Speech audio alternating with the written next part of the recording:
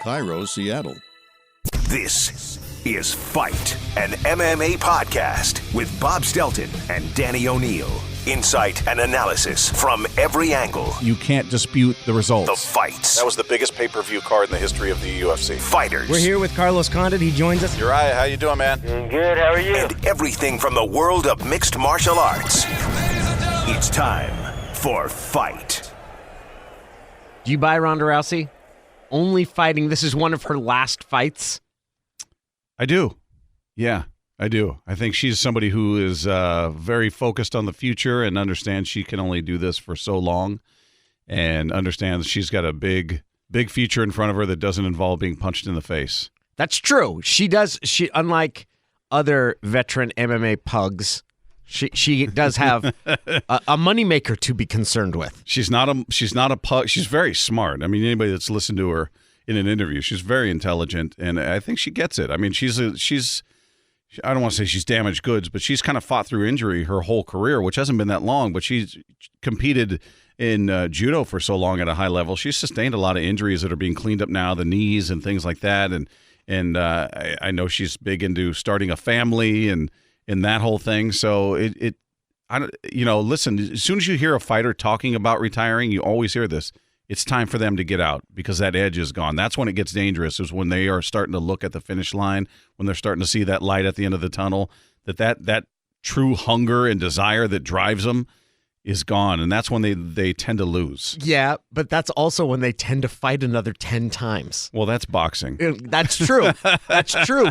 But it happens in MMA too. Don't you think that's financially motivated though? Yes. Whereas in her case, I don't know that that's a priority or a necessity. She's made a lot of money. She's going to make a boatload on this fight, and assuming she wins, depending on who she fights, whether it's Amanda Nunes, whether it's Cyborg, she's going to make a boatload of money. I agree with you. In some ways, that this is different. Sorry. I thought that was Bob's phone. No. It wasn't. That's Danny DJing over there from his computer. It was my computer. What? That's not true. Come on. I pulled up, it was the story that says, this gold medalist could be the next Ronda Rousey. Story about Kayla Harrison. It does change the factor that I think she can earn, if not as much, almost as much outside of the cage as inside the cage. But there's also the component of the fame and the recognition. I mean, how many times did Chuck Liddell wander along thinking this might be his last fight? And you're right, some of that's financially motivated, but some of it is a guy walks away, guy misses it, guy comes back and decides I'll do it one more time, guy says he's going to walk away, guy starts to feel better. So you get this sort of dance in the twilight of a career where it's hard to take anybody's declaration that they're done fighting at face value. George St. Pierre. Yeah. He's retired. He's coming back. Yeah, a lot of those guys don't have post-career alternatives, though. You know what I mean? Something that they need that attention, that limelight. She's got movies. She's got a career in Hollywood. Now, I don't know if she's going to be any good, but there's a demand for her right now. So I think she's going to capitalize on it while she can. And if it turns into something, Gina Carano, same way. Gina Carano's making a living making movies that we're not seeing. I mean? Oh, I saw her. She was in one of the X-Men movies, right? Yeah, she's done little bit parts, and she was in Deadpool, I think. Deadpool was the one that I saw. She was in that. That's a quasi-X-Men movie. Sure. It's in the same literary family. I'm not a comic book guy, so I'm going to just trust you on this. But, I think... Oh, yeah, I'm the nerd here. Sorry, it was me the whole time. I'm sorry. Yeah, show movies seen by millions of people. Oh, I'm not into that. I like Deadpool. I just don't know what its relation is to X-Men. Give me a break.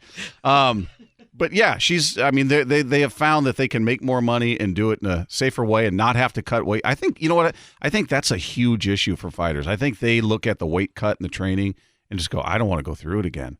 That's the motivation. That's the thing that takes the motivation. It's not getting in the cage in that one-on-one battle that we look at. It's everything that leads up to it.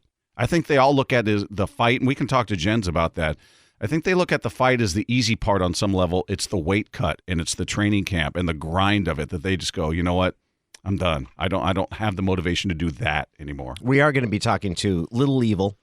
Lil Evil. Still one of the best nicknames ever in MMA. Jens Pulver is going to be with us. He's from the Seattle area, down from Auburn, right? Is where he grew up, I believe. Yeah. And was a state wrestling competitor, I believe state wrestling champion before going on, and he became one of the stars. He has one of the first signature knockouts You still see it on UFC highlights. He crumpled up John Lewis.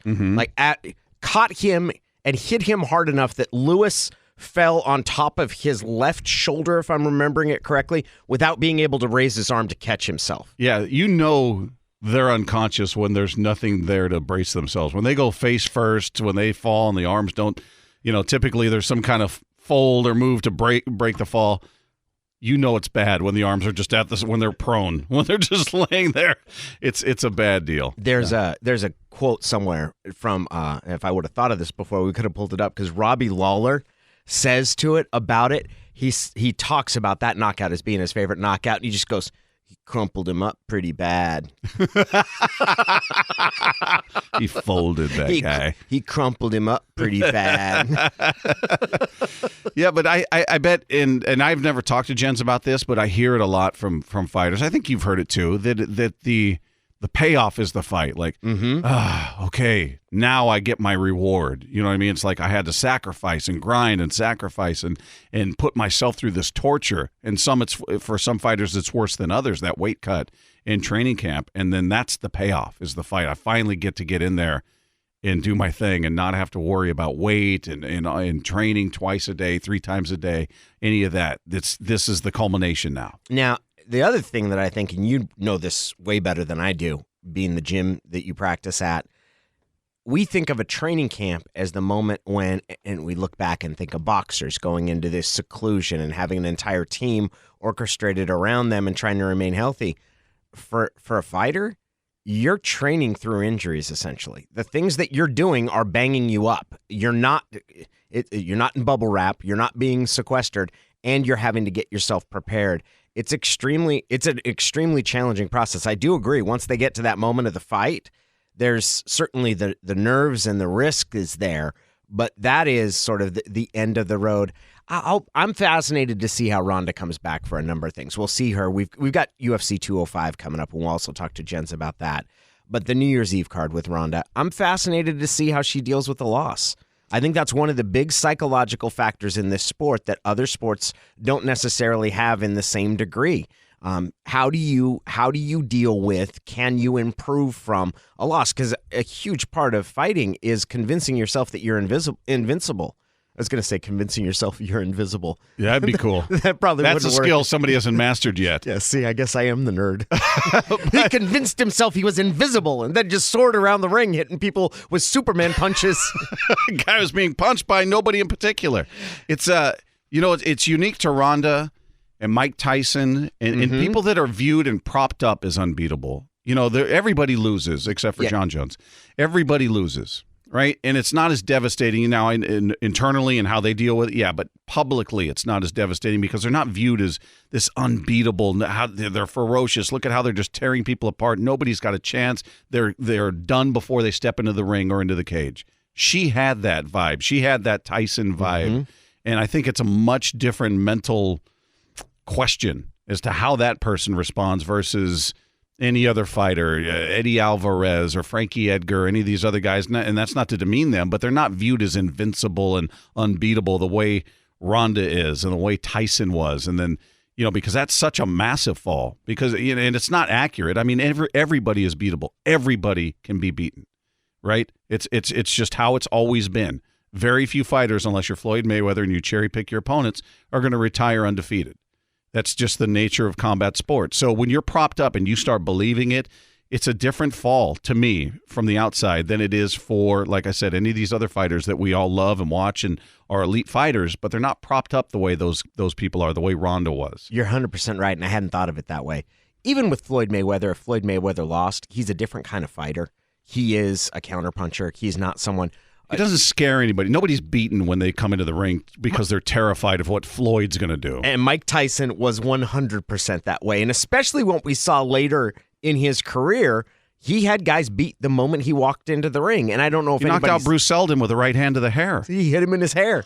Hit him in the top of the fro, and he stood up and then decided, I don't want to be here. Yeah. And all of a sudden the legs buckled 20 seconds later. You have Michael Spinks lasting 96 seconds. Terrified. Now Spinks was also an inflated... light heavyweight. He should not have been fighting. He was fighting in heavyweight because there was no one else good in the division. And it was a huge payday, and he was undefeated, and so was Tyson, and it was...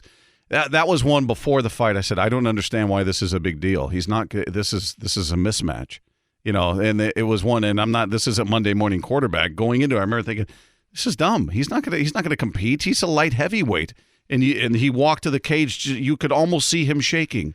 The fight was over before the national anthem started. Do you know where you could see that in Klamath Falls, which is where I was living at the time? You had to go to the fairgrounds to see it on closed circuit TV. Really? Yeah. Was it like a drive-in movie theater screen? No, it was like you went into the barn there where they had they did the different rodeo events. Like that was where they showed it. Oh my and they goodness. sold tickets to it to come in, and I think it was like $10 to come in for the closed circuit TV viewing of Tyson versus Spinks. Later on we had that. But look, Tyson, we saw it very dramatically. The first time a guy got in there that really wasn't scared of him and had some boxing skill, and Buster Douglas took a shot, he wasn't the same after that. And then Evander Holyfield knew was that not scared of him, and that's why Tyson never fought him when they were supposed to fight, because they grew up they knew each other, and he knew Holyfield was not afraid of him. And it's interesting with that, and we'll see with Ronda now. I think Ronda is an exceptionally tough. I love watching her fight, and she was the first person. I was not sold on watching women fight or enjoying that part of it. I knew I liked watching Ronda Rousey fight, because it's phenomenal to watch what she's able to do. The judo throws that she does, the way that she's got, what's coming, and you still can't stop her armbar. Yeah, she is so efficient. She is so precise.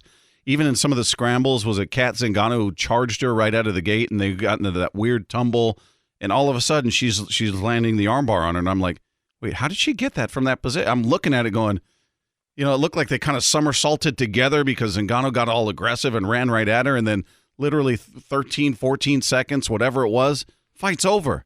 And I didn't even really understand. I trained jiu-jitsu for 7.5 years. I had no idea how she got in that position. I'm like, she landed it. She landed it there in this weird scramble, and Miesha Tate knew it was coming, and she got her arm bent in half. And it's just what she does. And she couldn't get Holly Holm down to the ground. You could look at a lot of different factors in that fight. Ronda physically didn't look the same, looked a little soft and doughy. I don't know if she just took her lightly and figured she's going to crumble in the spotlight. There's over 50,000 people here in Australia. I'm used to this event. She's not. Holly Holm didn't look great in her first 2 fights in the UFC. So I think maybe there was perhaps that looking past your opponent. She would never admit that, I don't think. But I don't know how you explain the way she came into the cage and her game plan of, I'm just going to overwhelm this girl with punches. It was silly. It was silly, but it'll be interesting to see how she comes out against Amanda Nunes, who's a very well-rounded, huge striker, big striker, not cyborg power, but she's a very adept kind of Joanna Jedrzejcyzk kind of striker, very pinpoint, accurate, and she's got a ground game too. So that's going to be an interesting fight. Did you see Joanna's quote yesterday? No. It is Fight Here. It's an MMA podcast. I'm Danny O'Neill with Bob Stelton. It's one of my favorite fights. Joanna Jedrzejcyzk. You did it again. Look at him. He's on a roll. I think I'm on fire. She said, I'm proud of you. I'm not real good looking. I do not have the big boobies. Is that what she said? Yes. I'll pull up the exact quote. It's phenomenal. There's a weird charm to her. There is. And I hated her on The Ultimate Fighter. I thought she was annoying. She was the bully. She kept trying to bully. But anytime I've heard her or watched her interviewed, Joanna, I'm sort of drawn to her. So there's a charm to her. Here it is. Before I broke my hand twice, and it was not good for me. I had to take a longer break, but now I'm feeling great, so I'm ready to go. I know that I'm not the prettiest one. I'm not having big boobies, or I'm not American, but I want people to remember me as the best female fighter, undefeated in MMA, and the UFC champion of the world. Is the charm part of it the broken English? Yes, and it's that she communicates. And this is, I think this is part of what got lost in the fact that she had broken English during the Ultimate Fighter is you thought she was being serious and kind of like rubbing it in another competitor's face. Right. Like wearing the belt around. And it was a lot of things like we like the underdog who pokes fun, Conor McGregor. Yeah. And we realize that it's a show, and that's why part of it's that you're like, he can't really be serious.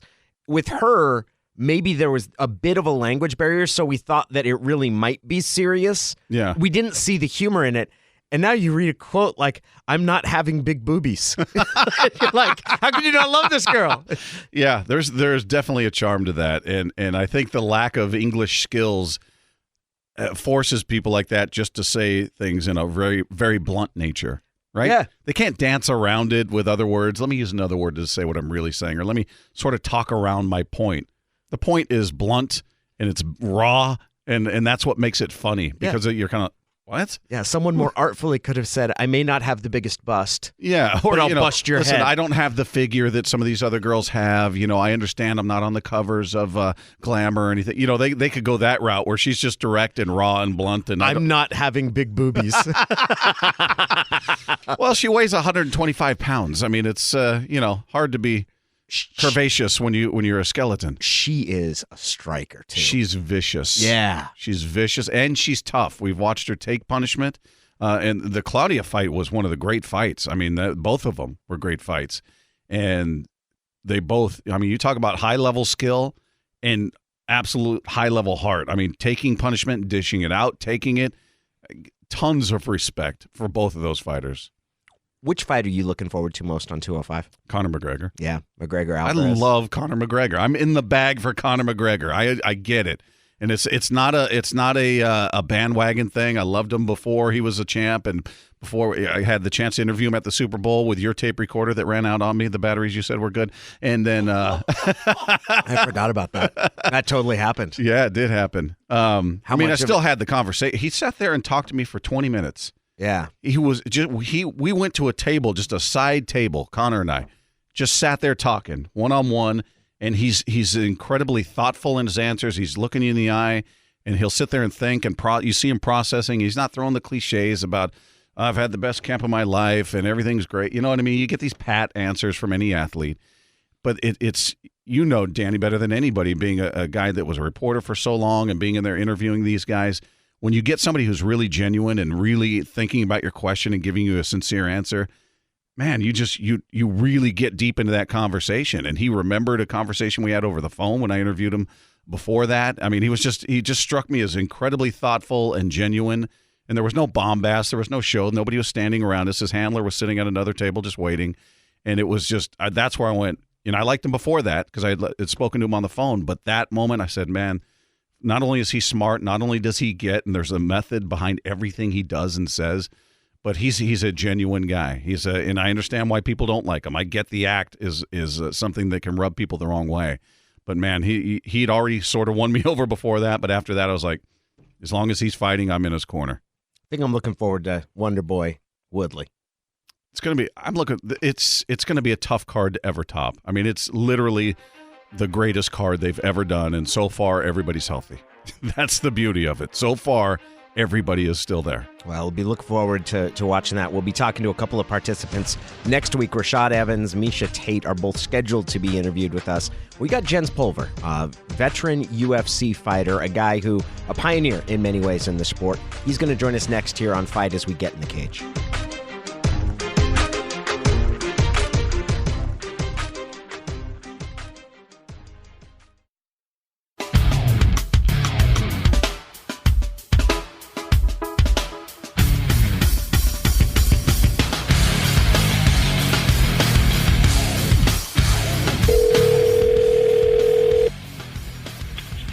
Hello. Jens, What's going down? how are you, brother? I'm good. How you doing? I'm good. Where are you at? Are you in town or where are you? I'm at home. I'm in Iowa. Iowa, okay. The Quad Cities, yeah. Danny O'Neill is here. I don't know if I think you've spoken with Danny before at some point. He but- won't remember me, but Jens, it's nice to talk to you again. I appreciate it. What's up, brother? How you doing? He won't remember me. Hey, I have an idea, and worst case scenario, I'll make it up and say, yes, I do. That's exactly Yes, I right. do. That's exactly right. Now I feel like I'm on top of the world. And Danny, I think I've told It you is. that I don't help. It's always because I always want to prove I'm not that punchy. I'm not that. But yes, and so I got to get. I like to be able to. Yes, I do remember. I think I told Danny that you and I are in the Guinness Book of World Records for the longest MMA broadcast in the history of the sport. I'll tell you what, there's not a moment I can never see your name and not the first thing that pops in my head is, man, the 7-hour marathon. Jens and I did Nobody will ever know in the world of commentating. I don't think anybody will ever. It's just going to be one of those things that just kind of vanishes off, and nobody will ever know when they're talking about, the debacles are doing this and that. It's a 7-hour winging it. Winging it, no direction, no information, no communication. Jens at one point Jen's at one point takes the headsets off and says, "I'm going to the bathroom. I don't even care." Yeah, no, And I don't even know followed what we him. got going on right now, but I got a piddle, and it's time to roll. And I figured, hey, if anything, everybody else can take a bathroom break at the same time. Maybe it'll prompt them to get up and go. But it was something. I mean, I don't think we knew half the time if we were being recorded, if we were going live, recorded. Who knows? No idea. But that's the other side of MMA sometimes. You know, this is crazy. Was it just too much time between fights? Was it too many fights? I think it was so too many unorganized. fights. I think it was Tons of time. Organizations. I think, there's always, one of the things you always run through, especially, I'm still remember old school, everybody wants to, I can promote a show, and they think really all you got to do is find the list of fighters and get a venue and go to town. Again, there's so many things that play in the factor, especially, I think did they buy airtime so they were live? Yeah. And so I know you have to pay. You have to pay for your time slot, correct? Like on a pay-per-view and things like that. Because I remember even the UFC, as skilled in the schedule that they've been, you've had a fight go over, or something like, sometimes you have these 5-round fights and they all go 5 rounds. You have, they're taking too long from the cage. All these little things add up, and you want to be able to add in, and you want to be able to try to focus, and pay attention to all those little things and and cover for them. And then there's other times where it's every fight ends in 10 seconds. Okay, stop. You guys, we're going to have the longest. Well, you know what? Let's get a marching band.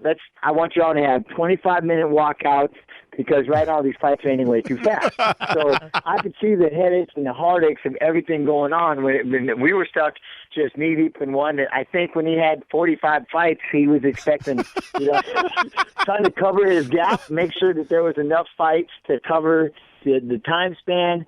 And then it just kept on going and going. It was something. And Jens, I don't remember. I don't know. I was in great company. Do you remember the guy that was giving me the info? He had little info cards on every fighter, like a little bio, like, "Hey, this is Jens Pulver, 145 pound, blah blah blah." Yeah. And half of them were wrong.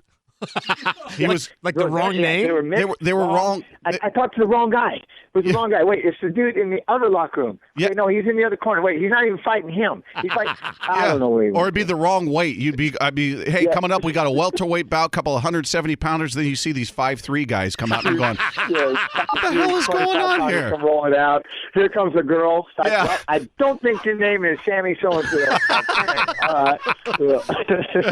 And that was Maurice Smith's last night, right? Because he fought at 50 years old or whatever he was at the time. It was They had to, I don't know how long he had to sit around and wait, and it was something. But hey, the plus side was I got to go home. I was in Seattle, and it was tough, and I got to hang with you, and we got to. That was a good thing. Like I said, luckily, you're in good company, so it was fun hanging with you. Somehow we made it just 7 hours. We made it happen. It was beautiful. Time flew by when you was having fun. He is Jens Pulver. We're talking to him. He's a graduate of Tahoma High School, I believe, and I don't want to get the year wrong. Yeah. 1993 state wrestling champion. Am I right on that, Jens? Okay, no, well, I was 91, I won. 92, I won. 93, I got second. I'm that guy who was going for his third state title, and I lost. I can't take it from Jesus Fuentes.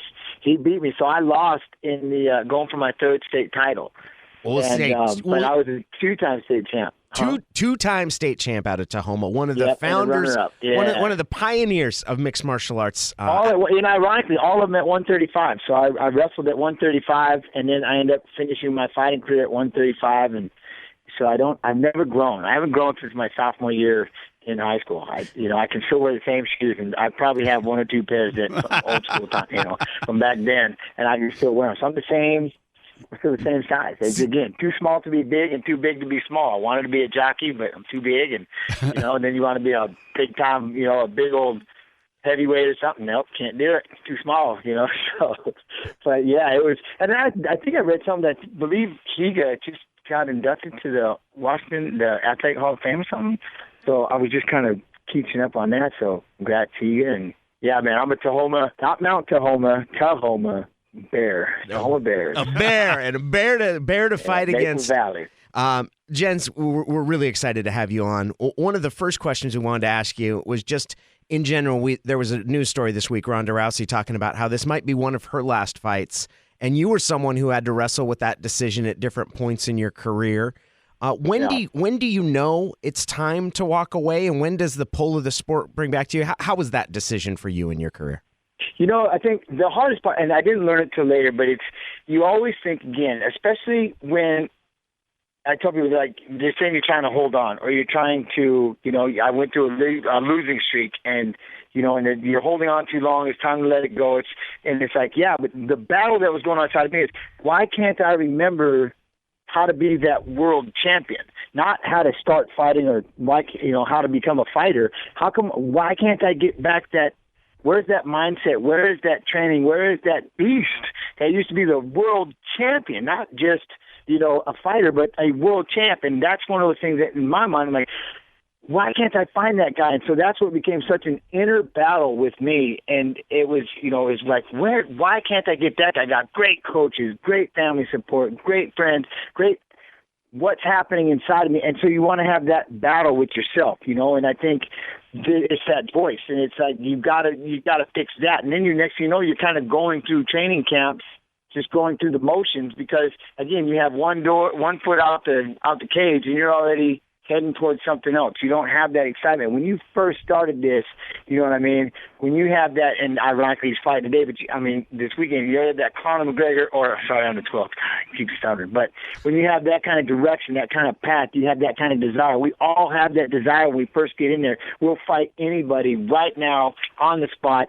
put them in there, I'm fighting, let's go. And then later on, you start getting that, that whole life after fighting. What's going to happen? What am I going to do? You start to focus on your hobbies. And next thing you know, you start to feel that division a little bit. And I think that's the biggest thing when people say you're holding on too long. At least in my angle, it was, I was trying to figure out how come I can't get back to the kid that just plowed through everything. You know what I mean? Where did that go? And I was trying to see if I could tap into that, and it just, and it was gone. And that's when I just realized, once you start realizing, it's okay. I have other things that I can do. I'm actually finding more interest in doing this, and I have these other that used to be hobbies that are now becoming more of my focal point, and it's something. I really want to pay attention to that.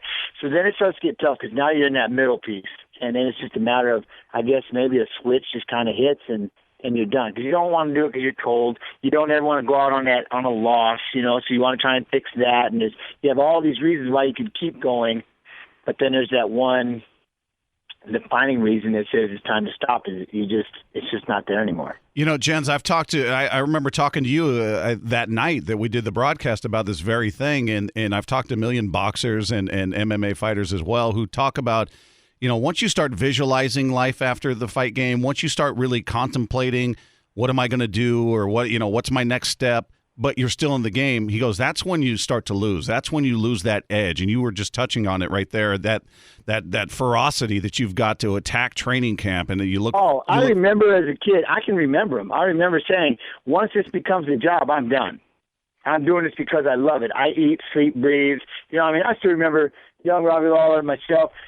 I watched boxing all day long. I'd watch Tyson side to side. I'd watch those movements. I would watch the way he would pivot, and then I would sit there. I'm shadow boxing. You intimidate people at the store. You intimidate people every see because you're constantly shadow boxing. I'm like, I'm pivoting off my feet. I'm turning. But you're constantly thinking about it. You're constantly thinking about that life. You're constantly thinking about improving yourself. If you're not out running, you're sleeping. Everything you're doing is geared towards building yourself to become, the best fighter on the planet. And that's what you have to do. And I think, again, that's the biggest difference between a lot of people who never reach that top tier and the ones that reach the middle, because they do a good job. They're dedicated, they're hard, but do they believe in it? Is it religious? Is it become their lifestyle, their being, who they are? And that's tough to keep that up. That really is. That's a hard thing to do, especially as you start to get older. But that's what it takes, because then, as you do get older, you're going to get that 24-year-old, that 25-year-old, that's all they're doing. Like when I used to sleep in the cage, I used to sleep in the gym. I stayed in that gym. I slept in that gym. I never left that gym. It was, if I was just sitting around and had 10 minutes of free time, I'm just kicking a bag. I'm eating for my diet. That's kind of the deal. And that's where you get that. Next year, you got this 25-year-old, you're 35, 40-year-olds, and you're thinking about, well, I'm going to go do this. I got to pull off and get my, do my 2 hours of training, but then I'm going to get back to this, or I'm going to get back to this, or I'm going to go find, you know what I mean? Before it was, no, I'm doing this. That's all I'm doing. You know what I mean? And it's tough to keep up with that kind of animosity, that kind of desire that those kids would, those individuals would bring into the cage. And that's what's tough when you have one foot out. Besides, I mean, the life, wow. I mean, Ronda came in, exploded. Then now movies, and she's just world star. I mean, she's huge. And it's just, I'm sure there's probably 70,000 different things going on that she wants to do. And it'll be tough to find, to go in there and find somebody where that's all they're doing. Is it? They're not doing anything else, and they're probably PO'd if they have to go and do some kind of social anything, because it means they're not training. Hey, Jens, is the toughest part when you start looking at retirement or when you start getting toward the end of the career, and this is the other thing I've heard from fighters, is the training camp, is the weight cut, that becomes the intolerable part, that the payoff is when you get in the cage. The fight is sort of the dessert, but everything that leads up to it is what becomes harder.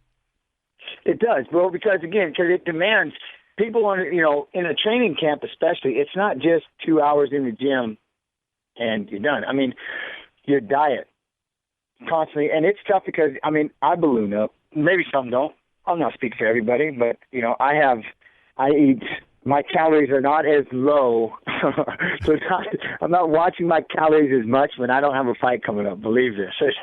I tend to triple my calorie intake. But, but it's just one of those things where it's the day in and day out. It doesn't stop. It's all day long. And that's the beautiful thing about it. For most fighters, there's really no difference between every day that they're not in fighting camp, they're training like they were in a fighting camp. Maybe they take off a little bit of the intensity, but they're still training every day. And, that's the thing is when you start finding yourself, I'll dedicate my time to the training camp, for the 11 weeks or whatever, but after that, I'm going to go do this, and then I'm going to go find this. And you won't catch me next to a gym until the next fight, the next fighting camp. And that's kind of the road that I got into. Is like, well, I'm not. So then I spent my entire fighting camp getting myself back into fight shape, rather than being in fight shape when I was younger. And all I did at that point was just sharpen the blade. I was walking around, you know what I mean? I was already a big sword. Now it's just a matter of sharpening it, directing it, dialing it in, and you get to spend your whole time, you know what I mean, working on game plans and things like that. But when you find yourself walking in there and it takes the first month and a half is just trying to get in shape, you know what I mean? You take away from the fight game. And that's me. I'm not saying anybody else, but again, it's basically the desire. And it is a tough thing to keep that up, but I do love it, and I do miss, because ironically, that's the thing that I miss, but it's also, if you were to tell me right now, hey, we want you to fight again, and it's like, man, I don't think about the punches, I don't think about the actual in the cage. I know I love that part. I think about the 3 months, and the day in, the day out. The grind. Can I do it? Yeah, the grind. That's what I think about, and it's like, do I want to do that, to the level that it needs to be done? So I want to just go half, but, and I mean, if I just want to go half at it, okay, but I'm trying not to say the bad. I'm trying to say the other side of but. But, I mean, I don't want, if you only want to go halfway, give it half, you're 50%, then it's okay. But you never want to do that. You want to go 110% every time, and I think that's what makes it kind of tough. You start to go through that, it's like, man, I don't know if I can do that again. Jens, you had such a remarkable career. I mean, a champion in the UFC, the overseas fights, really just the pivotal figure you were in the history of mixed martial arts. How did you fill that void when you stopped fighting? Because I think that's another thing fighters sort of wrestle with, is you're not going to find anything that provides that same juice, that same sort of excitement. No. How have you adapted to post-fighting? It's been... I just kind of, I don't know. I mean, I just have. I really focused on getting into jogging, and running, and I'm really starting to get myself back into, lifting and the physical health side of it, you know what I mean? Keep myself in shape, keep myself fit. I really need to focus on that, and it's tough because, again, without having that date, without having that, that opponent in that day that you're going to be fighting, and you're just doing it, you're doing it because it's your lifestyle. That's where you got to start changing your habits, and that's what's been the toughest thing for me, is changing my habits and taking the time every day to love myself enough to lift, run, burn the calories, keep the diet going, and things like that, and finding that time for yourself, and then the rest kind of will fall into play. I'm grateful for my kids. I spend a lot of time, I get to be with them, and I'm starting to really I'm starting to have fun coaching. I'm starting to enjoy spending my time with, and just boxing classes and things. We're not even training fighters, but just training people and working on just, other alternatives besides having to get out there and just run. But, the fun behind working on pads and, punching mitt, stuff like that. Not too much jiu-jitsu or wrestling. I need to get back into wrestling a little bit. I miss it. But that's another thing. The whole idea of just getting through that first month of stiffness and soreness trying to be a wrestler, but once you get there, it'd be great. But, so I think that's really where I'm at right now, is how to get myself into the sport, or at least the coaching and the fitness aspect of it, and not sitting going, yeah, you know what, I can do this again. So that's kind of been, when I walked away, you know what I mean? Because I didn't want to tell myself, I can still do this. I feel, but no, I don't, no, I'm not doing it. So that's been, for me, is really working on finding the motivational things that I can do, like go find a marathon, go find, finding these things that I can, they're my new attention, my new focus. You know what I mean? I want to run this. I'm going to work on this. The Hill on the Hill was a big one for me, that charity that we do, and that was a lot of fun. And then from there, it's just every day. Ironically, Pokemon Go got me on a daily run. And I'll tell you why. This is funny, but this is true. Because you have those eggs that you get that you have to, 5-kilometer eggs. So if you walk 5 kilometers, they hatch. And if you walk, they have 10-kilometer eggs, something like that. And if you go 10 kilometers, they hatch. Well, I went and did it one time. I was going off on a jog, and kids like, here, take this, and here, you'll hatch these eggs. Okay. So I went running, and when I came back, what eggs hatch? I go, I don't have a clue what you're saying right now. Okay, I did. I got into it pretty fast, don't get me wrong. But I'm like, all right, well, this hatch. And they got so excited. So it was I'm real glad that it was the tenacity of my kids every day. What hatched, Dad? What hatched? And I didn't have the heart to tell them, oh, Daddy didn't run today. Daddy didn't jog, because I did once and nothing hatched. And, you're looking at your 7-year-old, he's thinking, wow, nice job, Dad. But he's not letting you see that. You know what I mean? So like, well, I guess I'm going to go jog. So that was one of the things, honestly, the consistency of my kids wanting to see what hatched became, I was out there running so that I could show them every day when they got home from school, hey, this hatched. He asked. I mean, my son, man, that little mind, what hatched today, Dad? And I don't want to be the one that tells him, well, nothing. So that got me going. But before you know it, I started really developing that habit of where it became almost necessary to run every day, and I felt incomplete without it. So, again, the consistency of my kids wanting to see what hatched allowed me to start changing my habits, and now I start running for health rather than running because I'm getting ready to fight, and that's been the hardest part, is not having that specific date, not having that face, knowing that they're getting ready to punch you in the face, and wrestle you and try to submit you. It's just for your health and for reasons other than fighting, and that's what that's kind of what motivated me to get back to jogging on a daily, just for health reasons. I'll tell you what, Jens, I think the long story longer there. No, I loved it. I think the idea behind Nintendo doing with the Pokemon and having a hatch is so the kids will run. And they performed a life hack, and they've got it so they don't have to do any running. They just got their dad to do it. You got Tom Sawyer, man. It worked. Yeah, it worked. But I'm always out running. But see, my kids, like Carson, it was weird. I actually took him one day. He wanted to jog.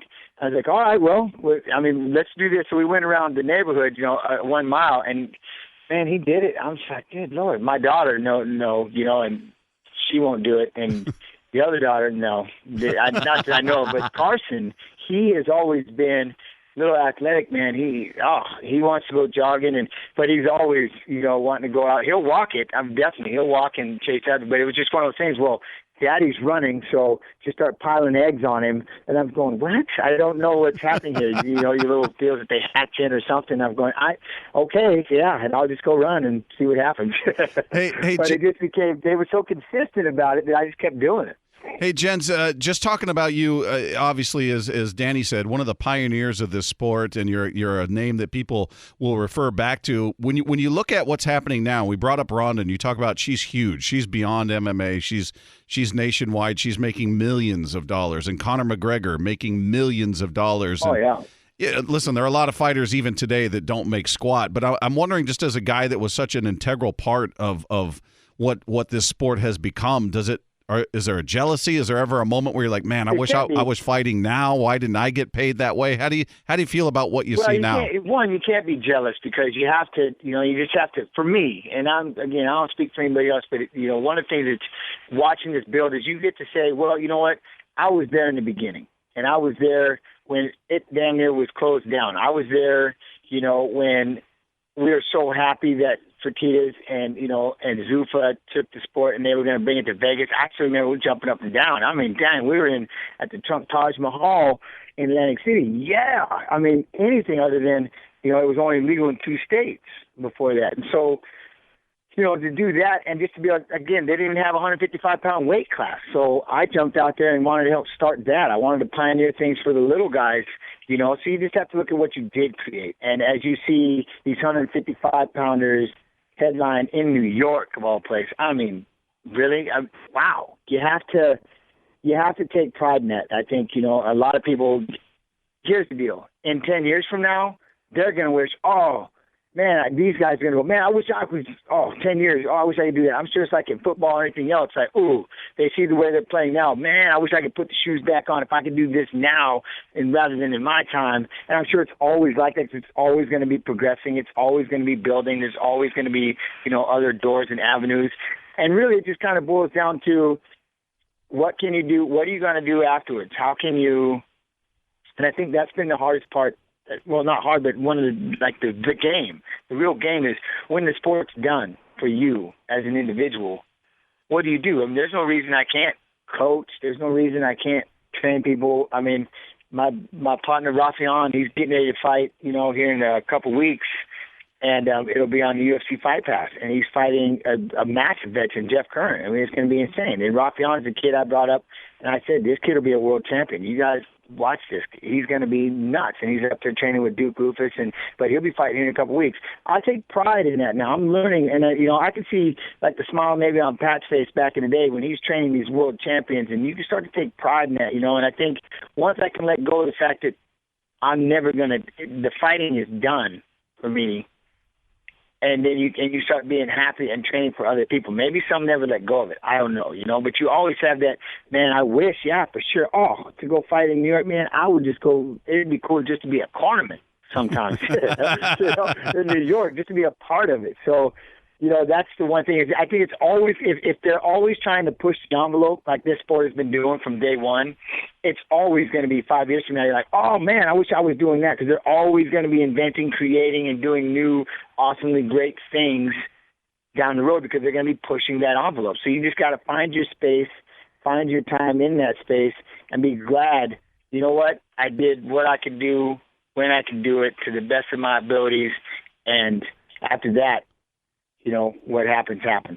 I was reading up before we got you on the phone about some of the stuff you've been doing that I didn't even know, but this absolutely fits you because you're a guy with still a ton of energy. You're such a positive guy. And then I'm reading that you did a series of motivational speaking engagements. And how did you get into that? Because it seems like it absolutely fits your personality. I want to, I want to continue. So I'm dabbling because there's so many different stories I want to tell, so many different things, so many different ways I want to go out there and speak. And, it's just, I'm constantly messing with Brian Butler from Sucker Punch, my guy. I love him. I'm like, okay, because that's the one thing about him I've always loved is he'll branch outside of just the fighting, Alienware, and stuff. So it's like, okay, well, I want to speak, but then at the same token, I have such an anxiety about being in public and stuff, and I'm just, so I kind of freeze up, but I will speak, and I enjoy going out and talking, but I'm really trying to find my niche, like what it is I really want to talk about. For the longest time, I was like, well, I don't want to work with, younger kids and teens and stuff because they won't appreciate what I'm going to say. But now I find myself constantly talking to teens and then, and then being able to, there's ways that somehow I want to be able to do an instructional where I can speak for an hour and a half, but also teach for an hour and a half and show everybody just the beauties of, moving mechanics, boxing, just getting out there, running, and just, just what it does for you, and just, get your blood moving, everything like that. And so I really try to tie all that together, but it's something that I definitely now, again, I'm in that transitioning phase, I would like to start doing more of, but I want to really hone in, on the message, on what message I truly want to share, and that'll be what I do before I finally make our final move back to the Pacific Northwest, and I can live the rest of my days up there, and then hopefully speaking. I'll tell you what, Jens, just knowing your history and what fighting and your competitive spirit has done for you, there's not a better person that I could think of to show people the benefits of what fighting, what boxing, what wrestling can do for you, not just as a career, but in improving your life. Last question from me. I am always fascinated with the Japanese fight circuit and what has happened over there, how big that was at one point. It's not really the same as it was. You were there at its peak in many ways, Pride and Shudo and some of the different things. What was it like to fight in Japan, and what's the craziest story you can give me from the fight game over there? I just think about it. I still remember because it hadn't gotten so mainstream here yet. And just the size, the magnitude of the fights. I still remember watching, going over there and cornering for Jeremy Horn, and it just, the size. I just couldn't believe. I mean, it's like they were there where we are now. They were 20 years ago, 10 years ago, 15 years ago. They were massive. I mean, it was insane, the things they threw up. And seeing Mark Hunt and everybody fight, and I remember I was such a fanboy when I got to go watch these guys fight. You'd see them on TV, you'd see it Pride. And I still remember, the jet lag. I think that's the one story I'll always think about is the jet lag. You can't even, I didn't go over there for a month beforehand, you know what I mean, or anything like that. I showed up probably 2 days, 3 days before, did my way in and would fight, but I couldn't stay awake to save my life. And I'm thinking, how in God's name am I going to fight? I can't even stay awake. The jet lag's got me. I'm like, man, I'm gonna be asleep. At fight time, they're gonna be trying to wake me up, and maybe you want to stay up. And when it's nighttime over there, it was daytime here, and it's all roles are reversed. And I was like, there's no way. How am I going to do this? But that's where you just, the power of adrenaline, the power of wanting to get out there and fight. And just to be able to go out there, and perform. But I still remember, that's always been one of the things every time, no matter who's fighting or no matter what you're doing, is that jet lag.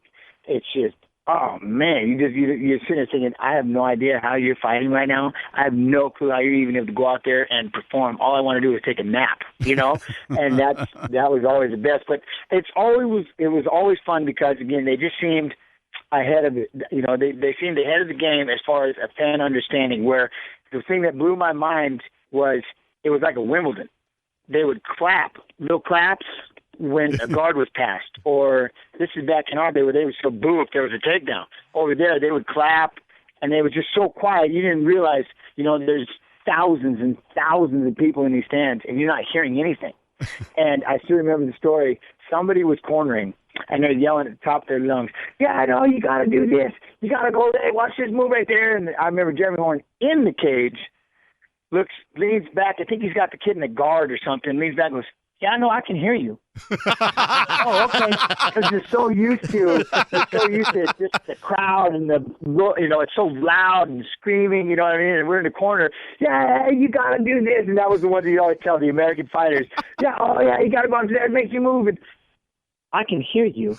Oh, okay. Because the crowd was so supportive. They were just so quiet, and they would clap. And, of course, when the finish was coming, they could tell it was coming, and they would get excited. But it was like a Wimbledon. They were it was just quiet. Very polite. And hey, I can hear you. And that's always amazed me about Jeremy Horn. And what I always loved about Jeremy Horn as a fighter was, and it changed the way I looked at fighting. And I think for a lot of people, he was so calm out there, calculating, moving, and he could still think. Most people, you look at like a street fight and things like that, they black out forget everything. Adrenaline takes off, and they last for 30 seconds, 3 minutes, whatever, and then they're like, I don't even know what just happened. But to go out there calm, cool, collected, and, he's studied, he's drilled, he's trained. And that's the difference between people always ask about street fighting and fighting is you can't have adrenaline. That's why we spar and train the way that we do is because you can't be out there scared to death of what's going on. Somehow you have to be, like in militant aspect that under the fire, you got to be calm under the firefight, and he always was. I mean, it was just mind-blowing how he was able to do that. But that was the one, no, I can hear you. Hey, Jens, before we let you go, I know you wanted to give a quick thought on somebody that's close to you that's going through a tough time. Give us a quick thought on that. Man, my Maxon family, I love you guys more than anything in the world. Rick, you're the toughest individual I'm going to try and do without tears. That's why I've been trying to stay quiet. But he's the toughest man I know. So please, everybody, have your hearts, your thoughts. Throw a prayer out there. Shout out to Rick. I love you very much, man. And stay strong, and I'll be in touch. I'm watching. The beautiful thing about the social networking world now is I can watch, and I can keep up, and I can see what's happening. And my whole Maxon family, I love you guys so much. And, of course, my family, my Pulvers and everybody, I love you. But, this one is for Rick. I love you very much. And, I'll be calling. I need to stop being so greedy. I was like, how you get there? You're like, well, I don't want to bother them. Everybody's got things going on. And you always can tell yourself, you can always find that excuse, they're okay. I don't want to bother them. They got enough people bothering them, and stuff like that. And that's always been one of my downfalls is, it's like you can tell yourself, well, it'll be okay. But the reality is, no, you need to reach out, and that's one of those things. I love him to death, and he's going through a lot. They're going through a lot, and my heart and, soul, my prayers, my thoughts are with them. He is Jens Pulver. Jens, we love talking to you, and we really appreciate I love you guys, man. You giving us the time. Oh, hey, real quick, though, I got to ask the question. I have to do this. I mean, I have to. All the fights on 205, what's your favorite fight? We were just talking about that before we got you on, and I know it's chalky for me to say that. It's the obvious, but Jens, I love Conor McGregor. I've talked to him before he was ever the big star that he was. I interviewed him in person, and he sat there with me for 20 minutes, and you know this, just a guy that's totally engaged, and he's listening to your questions, and he's giving you thoughtful answers, and he was so smart, and he was so genuine, and I understand the character that he plays and understand why people don't like him. I love Conor McGregor. I think he's great for the sport, and he completely won me over. So he changed it. That's the one I'm looking forward to. See, I'm pumped. Yes, sir. No, I'm with you. I'm with you on that one because I'd like to see, it's his left hand. Man, it's tough. It's tough to, you better pay attention to it. I mean, I love Alvarez. I love his style, but you better pay attention to that left hand at Conor.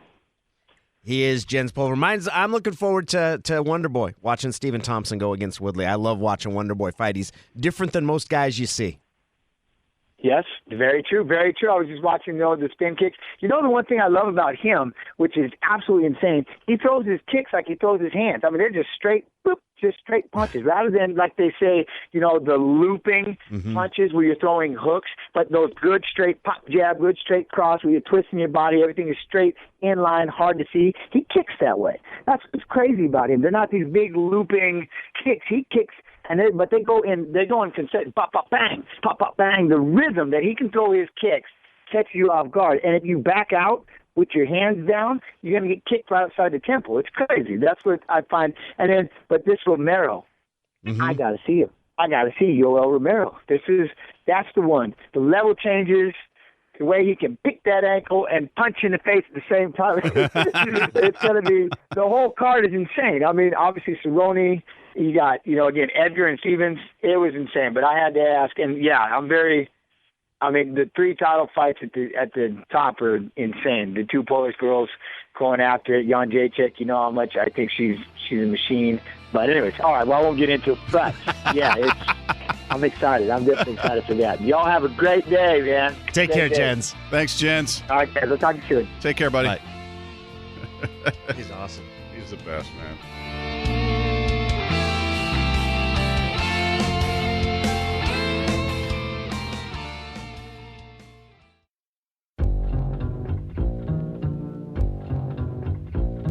Here they come, yo.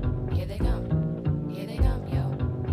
I think the coolest part about Jens is that you ask him, because you want to give a trade-off. Someone spends their time. Look, there's other things he can do this morning in Quad Cities, Iowa. At least I'm assuming there is, even in Quad Cities, Iowa. No, There's got to be something to do there. But seriously, and then you ask him, hey, is there something I can plug? Is there something I can do? And it's a buddy of his that's going through a tough time that he wants to know he's thinking of. That's about the coolest thing ever. It was like a Casey Kasem long-distance dedication. Yeah, it speaks to who he is, though, man. He's another guy that just is who he is, and he's out front with it, and he's genuine. He's genuine, and he'll always talk about, yeah, man, sorry, I know I talk a lot, and I'd love to talk. He loves interaction. And I watched him in our 7-hour broadcast that we did. People were walking. This is how unorganized that broadcast was. As people came up and were tapping him on the shoulder. We've got headsets on with mics. We're looking at the fight. People are tapping him on the shoulder to take pictures or sign things. And he would stand up with the headset on and take a picture while still talking, or he'd sign something and hand it to him. And then he'd kind of look at me like, sorry, And he's a very gracious, generous, genuine guy. He really is a good dude. And he just seems like mentally he's in a great. I mean, he's doing motivational speaking, and you touched on the fact that he's come from a hard scrabble background, to say the very least. It's the rough. Very least. His brother was in jail for a while. His dad, who was a jockey, was abusive. Absolutely, and he's always radiated an extreme energy for what he's doing. He was part of one of the first great fight camps in the U.S., the Militich Fighting Systems. Back then, it was kind of them and Team Punishment. There were a couple others, the Lion's Den in Shamrock, and it was people thought of them like they did like wrestling stables. Yeah, there were gangs. They were, yeah. But man, Militich's camp there they produced a lot of incredible fighters. Yeah, and he brought up talking with Robbie Lawler back then and things like that, and crumpled him up pretty bad. But yeah, he's and listen, he's not the only one. There are a lot of great guys in the sport, and I think people are sort of that aren't really into the sport or don't get a chance to hear him. They just look at him as these savage brutes who are out there just pounding another human being, and they're mean and they're ugly inside, and a lot of these guys are really, really cool guys. And I hope anybody that listens to any of these podcasts and we get a chance to speak to anybody for a length of time, hopefully it kind of opens their eyes and go, wow, I didn't expect that from that guy. And I hope they get to hear and see some of the characters that have drawn us both into the sport. And I think more and more as we go, we're getting close to 20 episodes now. We hope you're enjoying it. If you do like it, the best thing you can do for us is spread the word. Go ahead and leave a review on iTunes. We might quote your words to try and brag about ourselves. Yeah, we actually will. Yes, we will. We're going to use There's you. no might. But yeah, hopefully giving you an insight into it. I did talk to Lieben last week, Chris Lieben, who was my first favorite fighter. I'm still not sure how we're going to present the interview. I think it's going to be in 2 weeks, but I think I'm going to put together kind of a radio essay on my favorite fighter and use some clips of it and explain kind of how I got connected with him. The best part was I asked him at the beginning, because I followed him around for like a month. I was with him for a fight in Las Vegas when he was screaming and crying, and they were trying to find an IV to help him rehydrate and all this stuff. I was like, do you remember me? He goes, vaguely. You spent a month with him. Translation, no. Not a chance. And as Jen told you, well, I'll pretend I do know you. That's exactly right. We thank you for listening. We thank Jen's Pulver for being involved. We thank Emerald Queen. They're our great sponsor for Get in the Cage. Next week, we're going to be looking straight ahead to UFC 205. Rashad Evans, Misha Tate are both scheduled to interview with us. We'll see how that gets together, and we'll talk to you soon on Fight.